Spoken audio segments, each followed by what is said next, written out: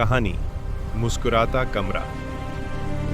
पहाड़ी कस्बे माथापाड़ की शामें हमेशा शांत रहती थी, लेकिन आज का सन्नाटा कुछ भारी था। राहुल पहली बार अपने वार्डन मामा के पुराने सुनसान पड़े गेस्ट हाउस में रुकने आया था। बाहर हवा चल रही थी, खिड़कियां कराह रही थीं और ऐसा लगता था जैसे इस इमारत की दीवारें खुद कोई राज छिपाए बैठी हों। राहुल जैसे ही अंदर आया, मामा ने धीरे से कहा, राहुल, तू कमरा नंबर 7 में रुकना और सुन, अगर रात को कोई आवाज आए तो बाहर नहीं निकलना। राहुल के पेट में तभी से दर्द शुरू। मामा, ऐसा कौन बोलता है? अब तो पक्का आवाज आएगी। रात के करीब 12 बजे राहुल बिस्तर पर लेटा था। नींद आने ही वाली थी कि अचानक टक टक टक। राहुल घबराकर उठ बैठा। कौन है वहां? जवाब में एक धीमी हंसी सुनाई दी। राहुल का पूरा शरीर कांप उठा। ये न मामा की आवाज थी, न हवा की। फिर एक आवाज आई, कमरा नंबर 7, मुस्कुराता कमरा। राहुल ने टॉर्च उठाई और दीवार पर रोशनी डाली। उसे ऐसा लगा जैसे दीवार पर हल्का सा स्माइल बना हो, जैसे कोई चेहरा उसे देखता हुआ धीमे से मुस्कुरा रहा हो। राहुल डरकर बोला, ओए, मैं यहां सोने आया हूं, हंसी मजाक लेने नहीं। लेकिन आवाज फिर आई, हंस दे, वरना आज रात मैं मुस्कुराऊंगा।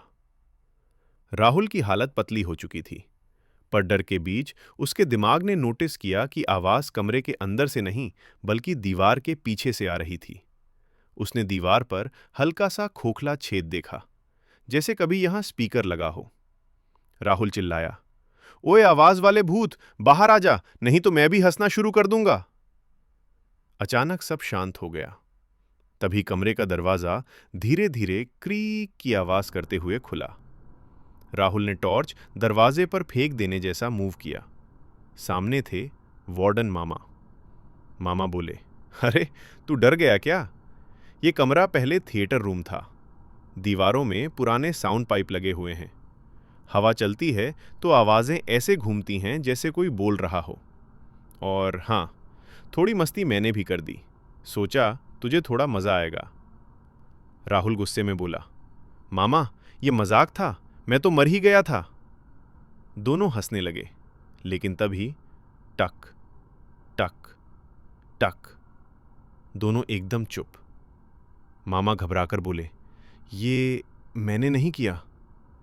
दीवार के पीछे से वही आवाज फिर आई, अब मेरी बारी है। राहुल और मामा ने एक दूसरे को देखा और बिना कुछ बोले पूरी जान लगाकर कमरे से बाहर भाग पड़े। सीढ़ियां फांदते हुए बाहर सड़क पर पहुंचकर ही उन्होंने सांस ली। पीछे गेस्ट हाउस की खिड़की में हल्की चांदनी में दीवार पर वही धुंधला सा मुस्कुराता पैटर्न अपने आप हिलता हुआ दिख रहा था, और उसके अंदर से आती बहुत धीमी आवाज। कहानी समाप्त।